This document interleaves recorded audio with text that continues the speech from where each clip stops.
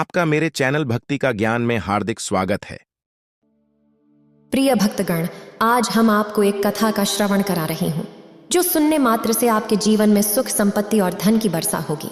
तो चलिए कथा को प्रारंभ करते हैं। माता पार्वती भगवान शिव से कहती हैं, आपकी भक्ति से सभी दुखों पर विजय मनुष्य पा सकता है। फिर भगवान शिव कहते हैं, हे देवी, वह कैसे? फिर माता पार्वती कहती है, हे प्राणनाथ, आपकी लीला मैं देख चुकी हूं। आज मैं उसी कथा का सारांश जन कल्याण के लिए मैं आपके सामने बताने जा रही हूं। अगर आप यह कहानी सुन रहे हैं तो पूरा सुनिए। इस कथा को आधा अधूरा छोड़कर जाने की गलती मत करिएगा, क्योंकि इस पवित्र कथा को पूरा सुनने से मनचाहा फल की प्राप्ति होगी। इसलिए इस कथा को पूरा सुने। आप शिव भक्त हैं तो भोलेनाथ का अनादर ना करें। प्राचीन समय की बात है। श्यामपुर नाम के गांव में एक बहुत ही गरीब किसान रहा करता था। वह किसान गरीबी में अपना गुजारा कर रहा था।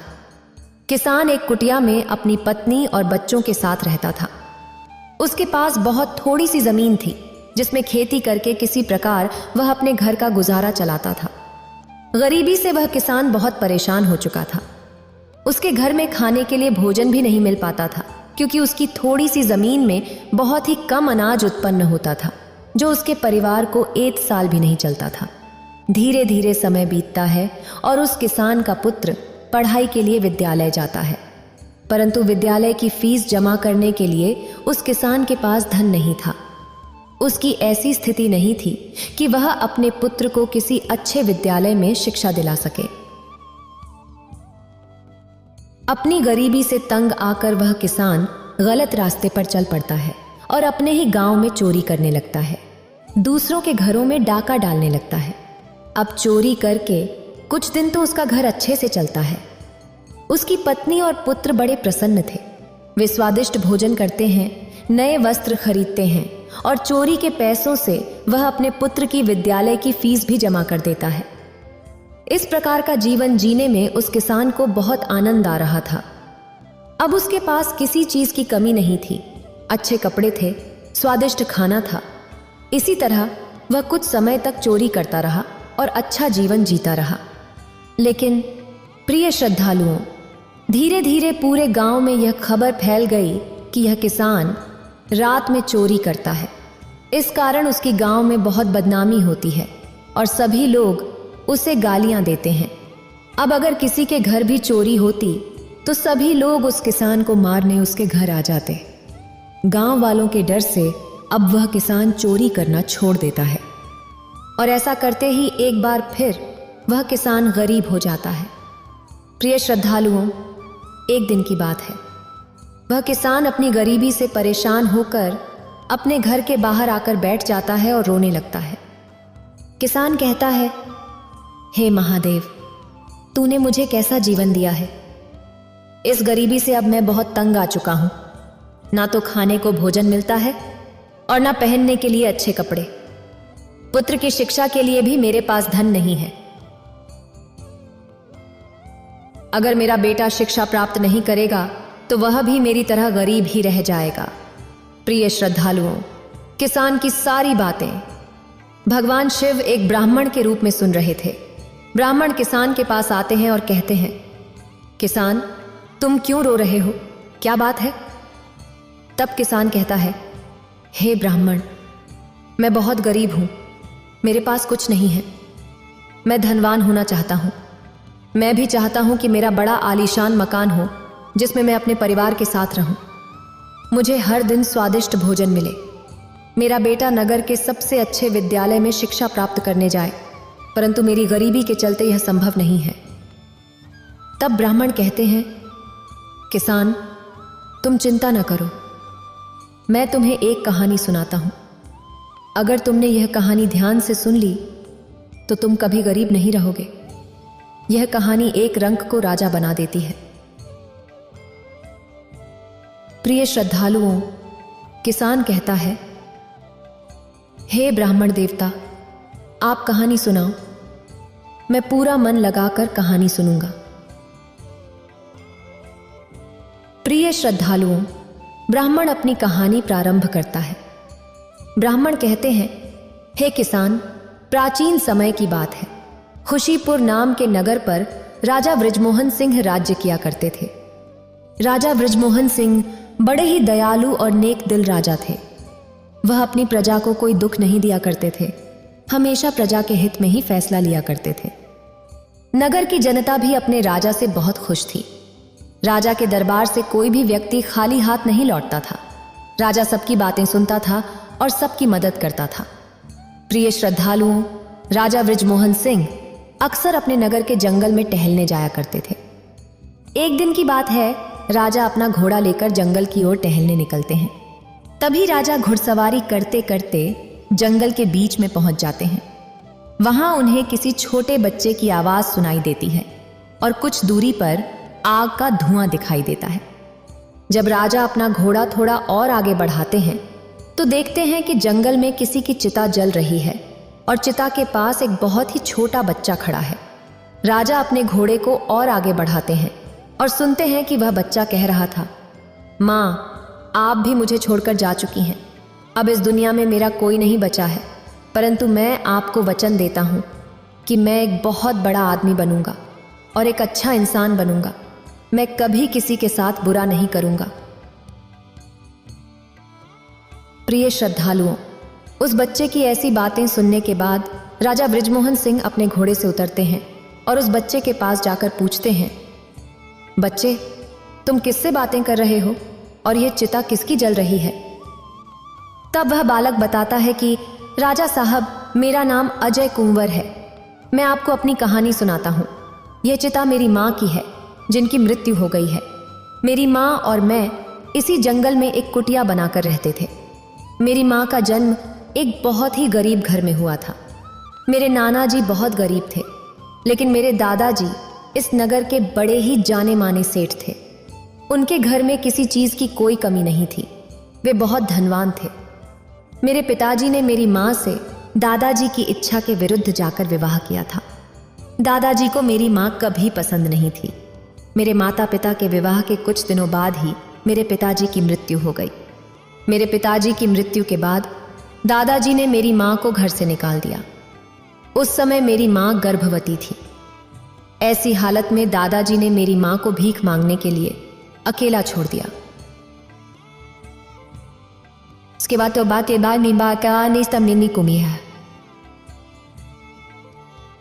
मेरी माँ बेसहारा होकर जंगल में कुटिया बनाकर रहने लगी। किसी प्रकार वह अपना पेट भर लिया करती थी। कुछ महीनों बाद मेरा जन्म हुआ। मेरे जन्म के बाद मेरी माँ ने मेरी बहुत अच्छे से परवरिश की। उन्होंने मुझे कभी भूखा नहीं सोने दिया। जंगल में जाकर मेरी माँ मीठे मीठे फल लाकर मेरा पेट भरती थी। माँ ने मुझसे कहा था कि तुझे दादाजी से भी बड़ा आदमी बनना है, बहुत सारा धन कमाना है। कुछ समय तक मैं और मेरी माँ जंगल में आराम से रह रहे थे, लेकिन अचानक आज मेरी माँ की मृत्यु हो गई। अब इस दुनिया में मेरा कोई नहीं है। मैं अपनी माँ से वादा कर रहा था कि माँ, मैं बहुत बड़ा आदमी बनूंगा और बहुत सारा धन कमाऊंगा। प्रिय श्रद्धालुओं, ब्राह्मण आगे कहते हैं कि किसान, उस बच्चे की बातें सुनकर राजा की आंखों में आंसू आ जाते हैं। राजा को उस बच्चे पर बहुत दया आ रही थी। वह सोच रहा था कि यह बच्चा कितना सुंदर और मासूम है। अब यह कैसे अपना जीवन बिताएगा? मुझे इस बच्चे की मदद करनी चाहिए। राजा बृजमोहन सिंह ने अजय कुंवर से कहा, अजय कुंवर, तुम इस जंगल में रहकर अपनी माँ का सपना कैसे पूरा करोगे? धन कैसे कमाओगे? मेरे साथ महल चलो, वहां तुम्हें किसी चीज की कमी नहीं होगी। मैं तुम्हें शिक्षा दिलवाऊंगा ताकि तुम आगे चलकर धनवान बन सको। राजा की बात सुनकर अजय कुंवर थोड़ी देर सोचता है और फिर कहता है, राजा साहब, मैं आपके साथ महल चलने के लिए तैयार हूं। राजा अजय कुंवर को अपने घोड़े पर बिठाकर महल ले जाते हैं। महल पहुंचने पर राजा अजय कुंवर को रानी के कक्ष में ले जाते हैं। रानी देखती है कि राजा एक गरीब बालक को लेकर आए हैं, जिसने फटे पुराने कपड़े पहने हैं और जिसके हाथ पैर मिट्टी से सने हुए हैं। रानी पूछती है, राजा साहब, यह बालक कौन है जिसे आप महल में लेकर आए हैं? राजा बताते हैं, रानी, इस बालक का नाम अजय कुंवर है और इसका दुनिया में कोई नहीं है। यह अभी बहुत छोटा है। इसलिए हम इसे महल में लेकर आए हैं। आज से ये हमारे साथ महल में रहेगा। इसे नए कपड़े दे दो और अपने बच्चों की तरह समझो। तभी राजा के पुत्र और पुत्री भी वहां आ जाते हैं। वे भी छोटे थे और अजय कुंवर से मित्रता कर लेते हैं और साथ खेलने लगते हैं। यह देखकर रानी को क्रोध आता है और वह सोचती है, राजा साहब ऐसा क्यों करते हैं? किसी भी गरीब को महल में ले आते हैं। यह कोई धर्मशाला नहीं है। राजा अजय कुंवर को रानी के कक्ष में छोड़कर राज दरबार चले जाते हैं। रानी उस बालक को एक दासी के साथ भेज देती है और कहते हैं कि दासी, इसे स्नान कराकर और नए वस्त्र पहना दो। प्रिय श्रद्धालुओं, अब अजय कुंवर बहुत ही प्रसन्न था। अजय कुंवर सोच रहा था कि भगवान ने मुझे जंगल से सीधे महल में पहुंचा दिया। अब मैं अपनी मां का सपना पूरा करूंगा, मन लगाकर शिक्षा प्राप्त करूंगा और बहुत बड़ा आदमी बनूंगा। प्रिय श्रद्धालुओं, ब्राह्मण आगे कहते हैं कि हे किसान, अब वह रानी अपने पुत्र और पुत्री के साथ उस बालक को भोजन परोसती है, परंतु वह अपने के गए अपने पुत्र और नियान नहीं थी और सर्वप और पुत्री को तो सोने की थाली में भोजन परोसती है और उस बालक को एक केले के पत्ते पर भोजन देती है। यह देखकर अजय कुंवर बहुत उदास हो जाता है। वह कहता है कि रानी जी, अगर आप मुझे अपने पुत्र और पुत्री के साथ भोजन परोस रही हैं तो मुझे भी सोने की प्लेट में भोजन दीजिए। मुझे केले के पत्ते पर भोजन करने में कोई आपत्ति नहीं है, परंतु अगर आप मुझे अपने पुत्र के समान समझती तो मुझे बहुत अच्छा लगता। तब वह रानी कहते हैं कि अरे बालक, क्या तुझे पता नहीं तुझे राजा साहब कहाँ से लेकर आए हैं? तू खुद को महल में आने के बाद क्या राजकुमार समझ रहा है? यह मत भूल कि तू एक गरीब है। प्रिय श्रद्धालुओं, रानी के इस प्रकार के व्यवहार को देखकर अजय कुंवर भोजन से उठ जाता है। अजय कुंवर कहता है कि रानी जी, मुझे राजा साहब अपने साथ लेकर आए थे, इसलिए मैं आ गया। लेकिन अब मैं यहां से जा रहा हूं और महल में तभी लौटूंगा जब मुझे सोने की प्लेट में भोजन मिलेगा। अजय कुंवर सोचता है कि मेरा यहां रहना रानी जी को अच्छा नहीं लग रहा है, इसलिए किसी का दिल दुखाकर मुझे यहां नहीं रहना चाहिए। प्रिय श्रद्धालुओं, अब अजय कुंवर सीधा महल से बाहर निकल जाता है और फिर से जंगल में अपनी कुटिया में रहने लगता है। इधर जब राजा को पता चलता है कि अजय कुंवर महल में नहीं है तो वह गुस्से में रानी के पास आते हैं। वह कहते हैं, हे रानी, अजय कुंवर कहाँ चला गया है? क्या तुमने उसका ध्यान नहीं रखा? राजा को गुस्से में देखकर रानी घबरा जाती है। वह कहते हैं, राजा साहब, मैंने कुछ नहीं किया। मैं तो उसे भोजन परोस रही थी, लेकिन न जाने किस बात पर वह क्रोधित होकर महल से चला गया। मुझे कुछ भी नहीं पता। अब राजा बहुत चिंतित हो जाते हैं। तभी राजा का पुत्र आकर बताता है, पिताजी, हमारा मित्र अजय कुंवर मां से नाराज होकर महल छोड़कर चला गया है, क्योंकि मां ने उसे सोने की थाली में भोजन नहीं परोसा। तब राजा अपनी रानी पर बहुत क्रोधित होते हैं और कहते हैं, हे रानी, तुमने उसके साथ भेदभाव क्यों किया? अगर तुम उसे सोने की प्लेट में भोजन परोस देती तो क्या हो जाता? रानी घबरा जाती है और बात को पलटते हुए कहते हैं, राजा साहब, मैं तो यह देखना चाहती थी कि केले के पत्ते पर भोजन परोसने पर वह कैसे व्यवहार करता है। मैं तो उसकी परीक्षा ले रही थी। तब राजा कहते हैं, रानी, तुम्हें ऐसा नहीं करना चाहिए था। अब वह नाराज होकर कहीं जंगल में ना चला गया हो। रानी कहते हैं, अरे राजा साहब, उसे तो महलों की आदत लग चुकी है। वह जरूर कहीं महल में छुपकर बैठा होगा।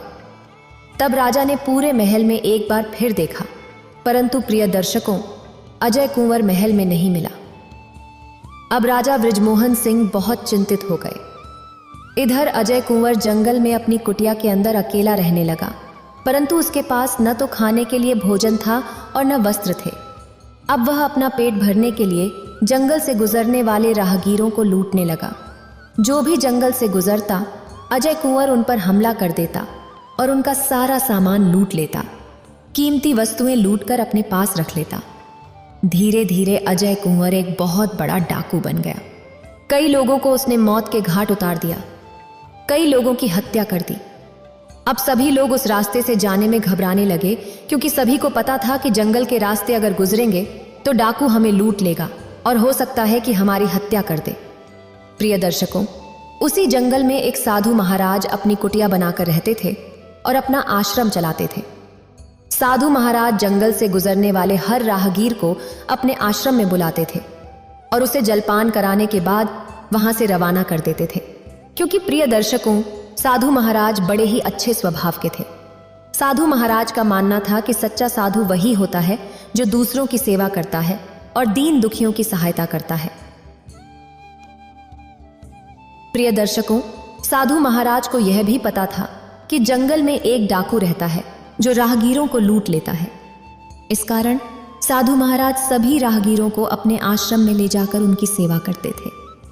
प्रिय दर्शकों, आसपास के सभी नगर के लोगों को यह पता था कि जंगल में एक खतरनाक डाकू रहता है और अगर कोई अकेला जंगल से गुजरता है तो वह उस पर हमला कर देता है और उसे लूट लेता है।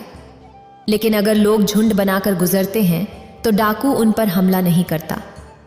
यह सोचकर नगर के लोग एक योजना बनाते हैं कि सबको साथ लेकर जंगल में चलना चाहिए और उस डाकू को मार देना चाहिए।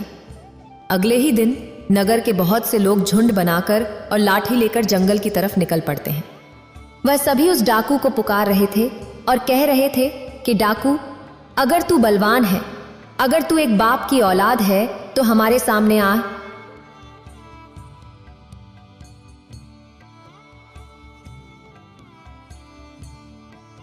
और हमें लूट कर दिखा। आज हम तुझे छोड़ेंगे नहीं, तेरा अंत निश्चित है। इस प्रकार का क्रोध देखकर प्रिय श्रद्धालुओं, अजय कुंवर जो डाकू था वह बहुत डर जाता है और भागने लगता है। इधर नगर के सभी लोग पूरे जंगल को घेर लेते हैं और उस डाकू को ढूंढने लगते हैं। अजय कुंवर भागते भागते साधु महाराज के आश्रम पर पहुंच जाता है। साधु महाराज के आश्रम में पहुंचने के बाद वह बताता है कि साधु महाराज, मैं डाकू हूं और जंगल में सभी को लूटा करता था, परंतु आज नगर के सभी लोग मुझे मारने के लिए आ रहे हैं। आप कृपया मुझे बचा लीजिए। आज के बाद मैं कभी किसी को नहीं लूटूंगा, कोई चोरी नहीं करूंगा।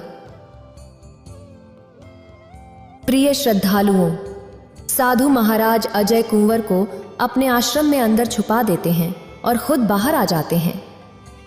इधर नगर के सभी लोग अजय कुंवर को ढूंढते ढूंढते साधु महाराज के आश्रम पर पहुंचते हैं और कहते हैं कि साधु महाराज, क्या आपने उस डाकू को देखा है जो जंगल से गुजरने वाले राहगीरों को लूटा करता था? आज हम उसे नहीं छोड़ेंगे, उसे मृत्यु के घाट उतार देंगे।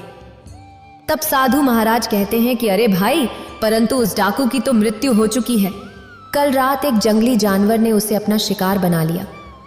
साधु महाराज की बातें सुनकर सभी लोग बहुत खुश हो जाते हैं।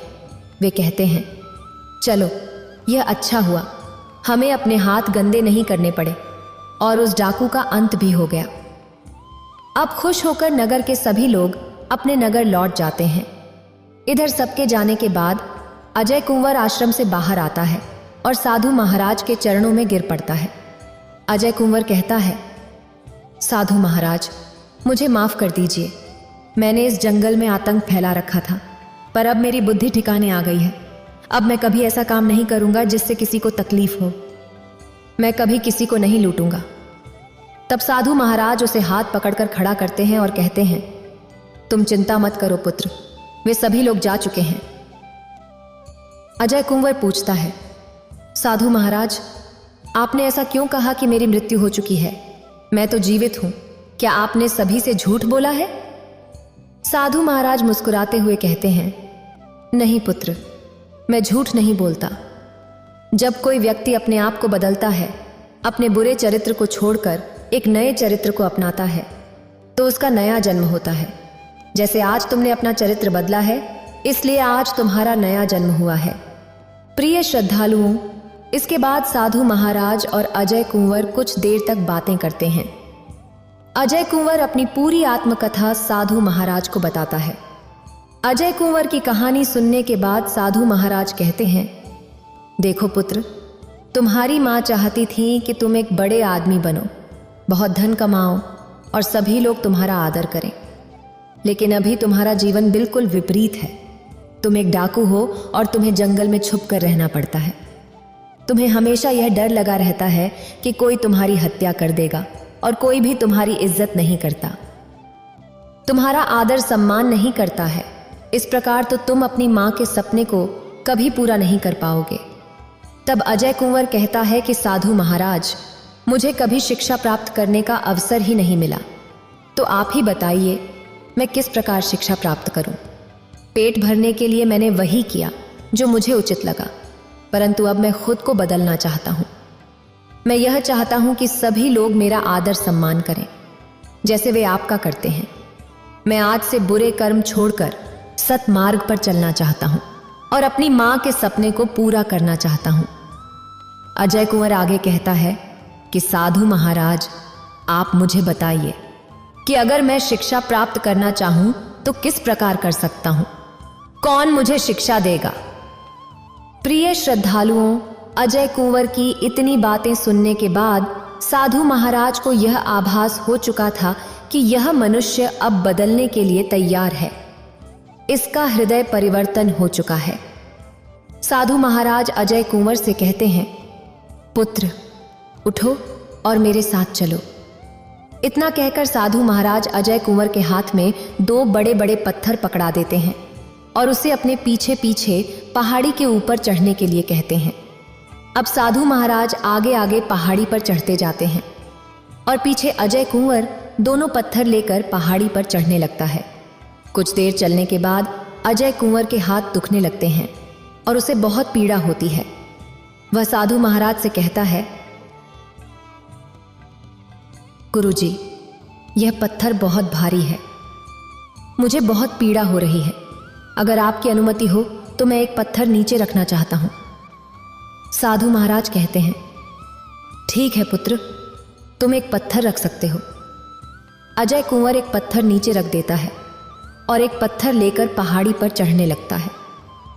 कुछ देर और चढ़ने के बाद अजय कुंवर को फिर से पीड़ा होने लगती है और अब वह एक पत्थर भी बहुत भारी लगने लगता है। वह साधु महाराज से कहता है, गुरुजी, मैं अब एक पत्थर और लेकर नहीं चल सकता, यह बहुत भारी है, क्या मैं इसे भी नीचे रख सकता हूं? साधु महाराज कहते हैं, ठीक है पुत्र, तुम उस पत्थर को भी नीचे रख दो। पत्थर नीचे रखने के बाद अजय कुंवर खाली हाथ बड़े आराम से साधु महाराज के साथ पहाड़ी के ऊपर चढ़ जाता है। पहाड़ी के ऊपर पहुंचने के बाद अजय कुंवर पूछता है,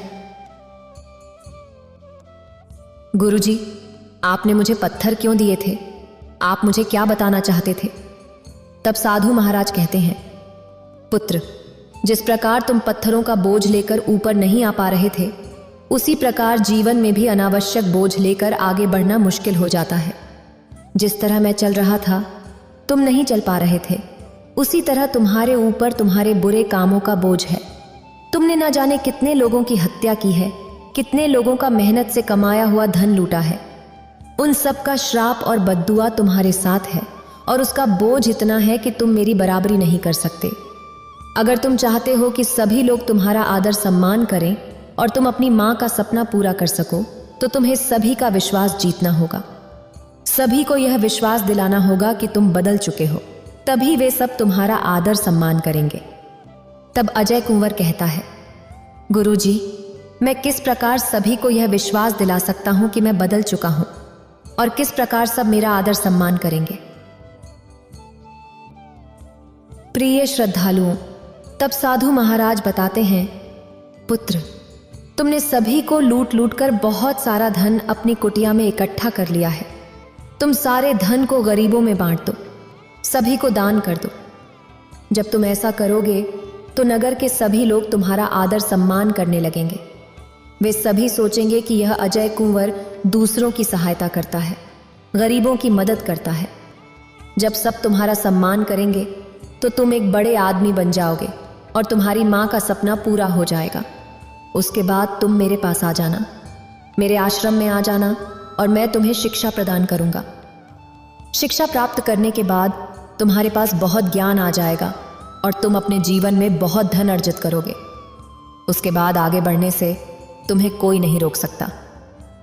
प्रिय श्रद्धालुओं, अजय कुंवर वैसा ही करता है। वह अपनी कुटिया में जाता है और जितना भी धन उसने लूट कर जमा किया था, वह पूरा धन नगर में ले जाकर गरीब दीनहीन को बांट देता है। ऐसा करते ही नगर के सभी लोग उसका आदर सम्मान करने लगते हैं। गरीब उसे दुआ और आशीर्वाद देने लगते हैं। ऐसा करने के बाद अजय कुंवर को बहुत अच्छा महसूस होता है। अब वह तुरंत साधु महाराज के आश्रम पर पहुंच जाता है और साधु महाराज से कहता है, गुरुजी, आपने जैसा कहा था मैंने वैसा ही किया है। सारी धन दौलत दान करने के बाद सभी लोग मेरा आदर सम्मान करने लगे, मुझसे प्रेम से बात करने लगे और मुझे आशीर्वाद देने लगे। प्रिय श्रद्धालुओं, अब साधु महाराज शाम को अपने आश्रम में शिक्षा प्रदान करते हैं और उसे बड़े ही अच्छे से शिक्षित करते हैं। वर्षों तक अजय कुंवर साधु महाराज के आश्रम में शिक्षा ग्रहण करता है। 2 वर्ष के बाद अजय कुंवर को सभी शास्त्रों का ज्ञान हो चुका था। साधु महाराज कहते हैं, अजय कुंवर, तुम्हारी शिक्षा पूर्ण हो चुकी है। तुमने जो ज्ञान अर्जित किया है यह तुम्हें बहुत आगे लेकर जाएगा। सभी लोग तुम्हारा आदर सम्मान करेंगे। तुम कहीं भी पराजित नहीं होंगे। प्रिय श्रद्धालुओं, शिक्षा प्राप्त करने के बाद अजय कुंवर गुरुजी को प्रणाम करता है और गुरुजी का आशीर्वाद लेने के बाद राजा बृजमोहन सिंह के नगर सुंदरपुर चला जाता है। क्योंकि प्रिय श्रद्धालुओं, अजय कुंवर को अपने बचपन की घटना याद थी कि सुंदरपुर के राजा बृजमोहन सिंह ने उसे अपने महल में लेकर गए थे, जहां रानी ने उसके साथ अच्छा व्यवहार नहीं किया था। अजय कुंवर सुंदरपुर के लिए निकल पड़ता है। उधर सुंदरपुर में राजा बृजमोहन सिंह के मंत्री की मृत्यु हो चुकी थी। अब मंत्री का पद खाली पड़ा हुआ था और राजा को जल्दी से जल्दी एक मंत्री की आवश्यकता थी। तभी राजा के सलाहकार उसे सलाह देते हैं कि राजा साहब, पहले के समय से ऐसी प्रथा चली आ रही है कि मंत्री के पुत्र को ही उसका पद दिया जाता है। हमें सोच विचार करने की आवश्यकता नहीं है। मंत्री का पुत्र कुटिल बहुत ही ज्ञानी है। हमें उसे ही अपना अगला मंत्री घोषित कर देना चाहिए। प्रिय दर्शकों, राज्यसभा में ऐसी बातें चल ही रही थीं कि तभी अजय कुंवर वहां पहुंच जाता है। वह अपना नाम बदलकर राजा साहब को प्रणाम करता है और कहता है कि राजा साहब, मेरा नाम भोला है। प्रिय दर्शकों, ब्राह्मण आगे कहते हैं कि हे किसान, अजय कुंवर ने अपना नाम इसलिए बदला था ताकि राजा बृजमोहन सिंह उसे पहचान न सके कि यह वही बालक है जिसे बचपन में वह जंगल से लेकर आया था। भोला कहता है कि राजा साहब, मैंने सुना है कि आपके नगर में मंत्री का पद खाली है। मैं स्वयं को मंत्री के पद के लिए उचित समझता हूँ। मुझे सारे शास्त्रों का ज्ञान है। मैंने बहुत बड़े गुरुजी से शिक्षा प्राप्त की है। आप चाहे तो मुझे मंत्री के पद के लिए नियुक्त कर सकते हैं। भोला आगे कहता है कि महाराज, आपको समय के साथ बदलना चाहिए। जरूरी नहीं है कि मंत्री का पुत्र मंत्री के समान ही चतुर और ज्ञानी हो। आपको इस बात पर एक बार फिर विचार करना चाहिए। आप चाहें तो मेरी परीक्षा ले सकते हैं। अगर मैं परीक्षा में सफल हो गया तो आप मुझे मंत्री के पद के लिए नियुक्त कर लेना, और अगर मैं परीक्षा में असफल हुआ तो आप जो चाहे मुझे सजा दे सकते हैं। प्रिय दर्शकों, भोला की इस प्रकार की बातें सुनने के बाद राजा के सलाहकार भी भोला की बातों से सहमत हो जाते हैं। वे राजा को सलाह देते हैं कि राजा साहब, यह आदमी सत्य बोल रहा है। हमें मंत्री के पुत्र कुटिल और इस व्यक्ति के बीच में प्रतियोगिता रखनी चाहिए। जो भी परीक्षा में सफल होगा उसे हम मंत्री के पद के लिए नियुक्त कर देंगे। राजा अपने सलाहकारों की बात से सहमत हो जाता है। प्रिय श्रद्धालुओं, अब मंत्री का पुत्र कुटिल और भोला दोनों ही प्रतियोगिता के लिए राजमहल में उपस्थित होते हैं। राजा अपने सैनिक से कहकर 2 तलवारें मंगवाते हैं। एक तलवार राजा मंत्री के पुत्र कुटिल को देते हैं और कहते हैं, कुटिल, तुम्हें उत्तर दिशा में जाना है और जो राज्य हमारी सीमा से लगा हुआ है वहां के राजा को यह तलवार भेंट करनी है। साथ ही तुम्हें अपने ज्ञान अनुसार एक संदेश वहां के राजा को देना है और फिर लौट कर वापस आना है। प्रिय श्रद्धालुओं, राजा का आदेश पाते ही कुटिल तलवार लेकर उत्तर दिशा की ओर निकल पड़ता है। इसके बाद राजा बृजमोहन सिंह भोला को आगे बुलाते हैं और उसे एक तलवार देते हुए बताते हैं, भोला, तुम्हें पूर्व दिशा की ओर जाना है और हमारे राज्य की सीमा से लगे हुए राज्य के राजा को यह तलवार भेंट स्वरूप देनी है। साथ ही तुम्हें अपने ज्ञान के अनुसार हमारा एक संदेश वहां के राजा को देना है। प्रिय श्रद्धालुओं, राजा का आदेश पाते ही अब भोला तलवार लेकर पूर्व दिशा की ओर निकल पड़ता है और राजा बृजमोहन सिंह अपने महल में बैठकर दोनों के ही लौटने की प्रतीक्षा करने लगते हैं। इधर कुटिल उत्तर दिशा के राज्य में पहुंच जाता है और वहां के राजा से जाकर कहता है, राजा साहब, सुंदरपुर के राजा ने आपके लिए भेंट स्वरूप एक तलवार भेजी है। इतना कहकर कुटिल तलवार राजा को देता है। राजा जब तलवार को म्यान से निकालता है तो देखता है कि तलवार की नोक पर लाल निशान है। राजा पूछता है, हे राजदूत, तुम्हारे राजा ने जो तलवार हमें दी है, इस पर लाल निशान क्यों है? इसका क्या मतलब है?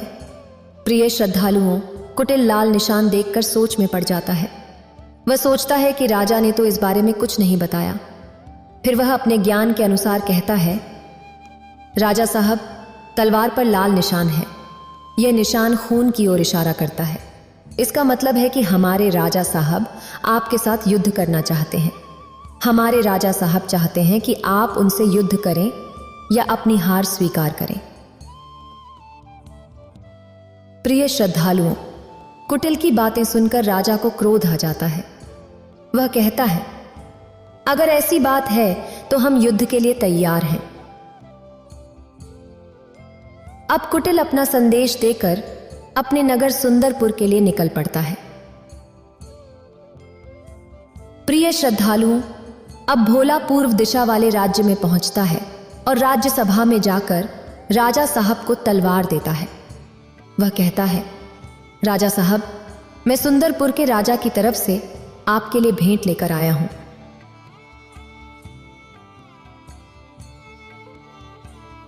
जब राजा तलवार को म्यान से निकालता है तो देखता है कि तलवार की नोक पर लाल निशान है। राजा भोला से पूछता है, हे राजदूत, आपके राजा साहब ने जो तलवार हमें भेंट में दी है, इसकी नोक पर लाल निशान क्यों है? क्या आप बता सकते हैं इसका क्या मतलब है? प्रिय श्रद्धालुओं, अब भोला अपने ज्ञान के अनुसार कहता है, राजा साहब, इस लाल निशान का मतलब है कि हमारे राजा साहब आपके साथ मित्रता करना चाहते हैं। हमारे राजा साहब बृजमोहन सिंह का ऐसा मानना है कि उनका रक्त और आपका रक्त एक समान है और हमें युद्ध करके रक्त को नहीं बहाना चाहिए।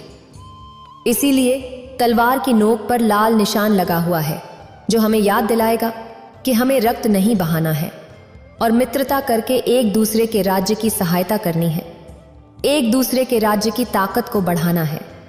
प्रिय श्रद्धालुओं, भोला के मुख से राजा बृजमोहन सिंह का ऐसा संदेश सुनकर वह राजा बहुत प्रसन्न होता है। वह भोला को उपहार स्वरूप अपने सैनिकों की एक बहुत बड़ी टुकड़ी देता है और कहता है कि हे राजदूत, अपने राजा बृजमोहन सिंह से जाकर कहना कि हम उनके साथ यह मित्रता अवश्य निभाएंगे। अब सैनिकों की टुकड़ी को लेकर भोला अपने नगर सुंदरपुर के लिए निकल पड़ता है। उधर जैसे ही कुटिल अपने नगर के लिए निकलता है, उत्तर दिशा का राजा युद्ध की तैयारी करने लगता है। वह अपनी बहुत बड़ी सेना की टुकड़ी को युद्ध के लिए भेज देता है। जब कुटिल अपने नगर पहुंचता है तब राजा बृजमोहन सिंह पूछते हैं, बताओ कुटिल, तुमने राजा को क्या संदेश दिया? तब कुटिल बताता है, राजा साहब, मैंने कहा कि हमारे राजा साहब आपके साथ युद्ध करना चाहते हैं और हमारे राजा आपको पराजित करेंगे। आपका आदेश पाते ही उत्तर दिशा का राजा युद्ध के लिए अपनी सेना को भेज रहा है। प्रिय श्रद्धालुओं, कुटिल की ऐसी बातें सुनकर राजा बृजमोहन सिंह घबरा जाता है।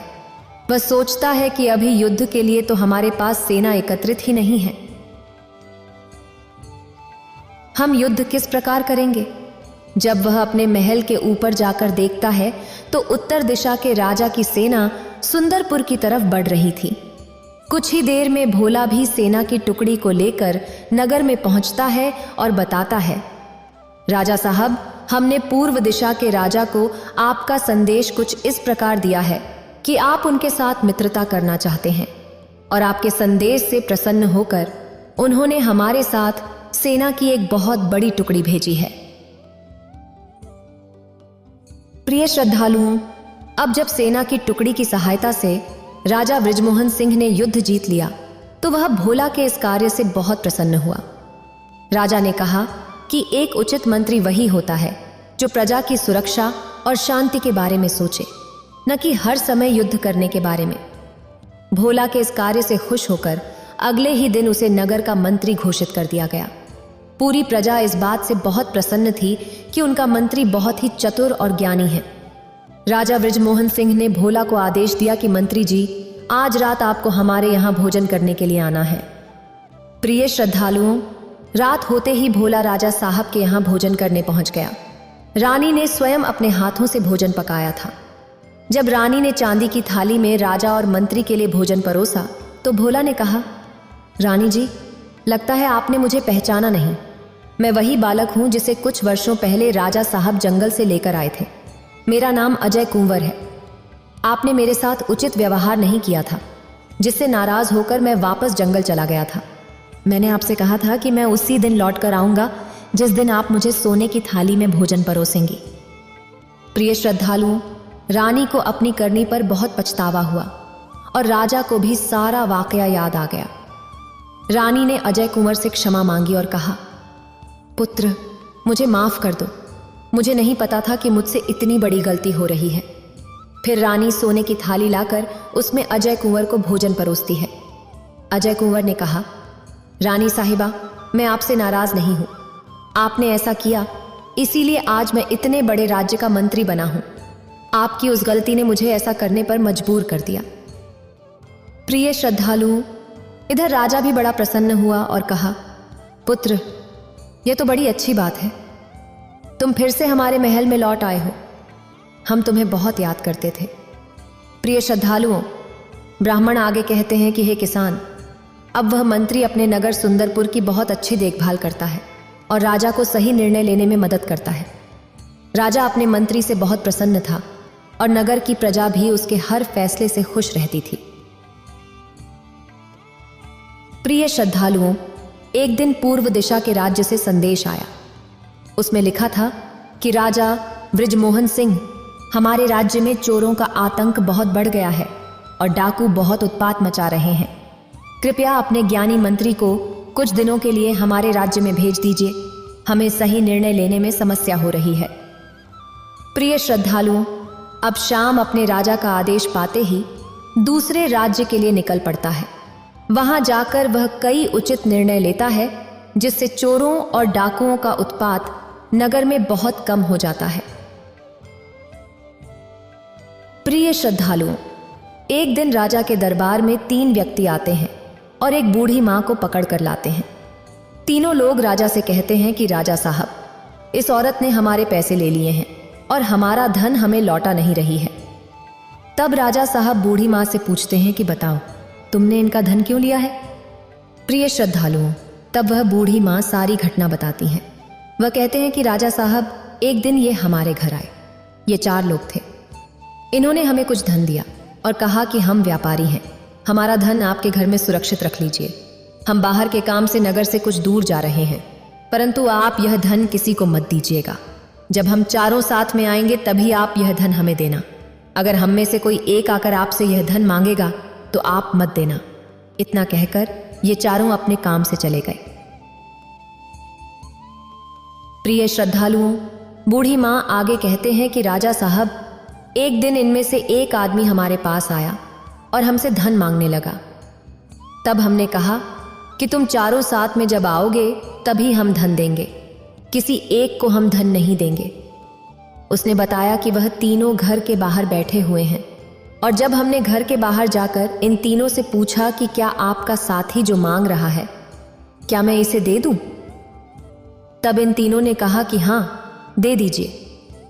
तभी हमने वह धन उसे दे दिया और वह धन लेकर न जाने कहां चला गया। अब ये तीनों हमसे धन मांग रहे हैं। बताइए, हम कहां से इतना धन देंगे प्रिय दर्शकों? तब वह तीनों आदमी कहते हैं, राजा साहब, हमें तो बहुत प्यास लग रही थी।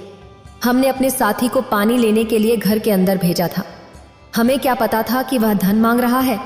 हमने कहा कि यह जो मांग रहा है दे दो। जरूर उस धन में इस बुढ़िया ने आधा हिस्सा लिया होगा, तभी सारा धन उसे दे दिया। प्रिय दर्शकों, राजा बड़ी उलझन में फंस गए। उन्हें समझ में नहीं आ रहा था कि किसकी गलती है। न तो इन तीनों आदमियों की गलती है और न बूढ़ी माँ की गलती है। अब राजा साहब अजय कुंवर से कहते हैं, भाई मंत्री जी, आप ही इनका निर्णय करिए, हमें तो कुछ समझ में नहीं आ रहा है। तब अजय कुंवर तीनों आदमियों से कहता है, भाई, अपनी बूढ़ी माँ से कहा था कि जब हम चारों साथ मिलकर आएंगे तभी धन देना, परंतु आज आप 3 लोग आए हैं और धन मांग रहे हैं। आपका एक और साथी कहाँ है? जब आप उसे लेकर आएंगे तभी आपको धन मिलेगा। मंत्री का ऐसा निर्णय सुनने के बाद वह तीनों बड़े चकित रह जाते हैं। सोचते हैं कि इसने तो हमें हमारे ही जाल में फंसा दिया। प्रिय दर्शकों, वह तीनों वापस लौट जाते हैं और वह बूढ़ी माँ भी मंत्री को बहुत बहुत धन्यवाद देकर वापस लौट जाती हैं। मंत्री के ऐसे निर्णय से राजा बड़ा प्रसन्न होता है और ढेर सारे उपहार देकर उसे विदा करता है। अब अजय कुंवर शाही अंदाज में अपने नगर सुंदरपुर लौटता है, जहां उसका भव्य स्वागत होता है। प्रिय श्रद्धालुओं, इस प्रकार अजय कुंवर रंग से राजा बन जाता है, गरीब से अमीर हो जाता है और उसकी मां का सपना भी साकार हो जाता है। यह पूरी कहानी वह ब्राह्मण उस किसान को सुनाता है और किसान को सब कुछ समझ में आ जाता है कि कैसे रंग से राजा बना जा सकता है। इतना कहकर माता पार्वती इस कहानी को संपन्न करती हैं। अगर आपको ये वीडियो अच्छी लगी हो तो लाइक करें और शेयर करें और मेरे चैनल भक्ति का ज्ञान को सब्सक्राइब करें। आपका धन्यवाद।